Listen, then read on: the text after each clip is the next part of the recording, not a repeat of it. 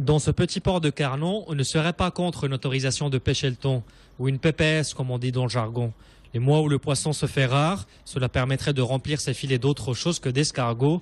Sauf que sur les 4 bateaux amarrés, un seul a eu le fameux sésame, un ancien tonnailleur. Une situation qui, naturellement, génère des frustrations. Je ne vois pas pourquoi d'autres pêcheurs pêcheraient du thon et que nous, on n'en pêcherait pas. Il n'y a aucune raison. Et même si nous mettons un petit quota, on ne demande pas grand-chose. Mais un petit quota, ça va nous faire revivre, hein, tout simplement. Hein. C'est que juillet-août, les pêches sont maigres. Et si on avait au moins cette possibilité de pêcher du thon qui nous passe sous le nez en plus, devant, là, au bord presque, et on le voit, on ne peut pas le pêcher, c'est quand même dommage.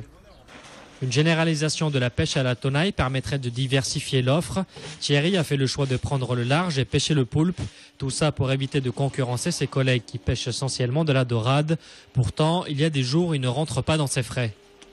Hier, on a vendu la moitié de la pêche. Quand nous, le gasoil, c'est le même, hein, il n'y a pas de moitié là. Hein. Donc, peut-être pas à perte, mais bon, on ne gagne pas grand-chose. Pour alerter l'opinion publique et surtout les affaires maritimes, le syndicat qui représente 400 des 600 petits métiers de la région a décidé d'organiser prochainement une pêche illégale comme un ultime cri de secours. Là, c'est gentil. Peut-être qu'un jour, on sera obligé d'y aller pour de bon, parce qu'on n'aura pas le choix. Puis, vu que le poisson à la côte se fait de plus en plus rare, on est de plus en plus nombreux.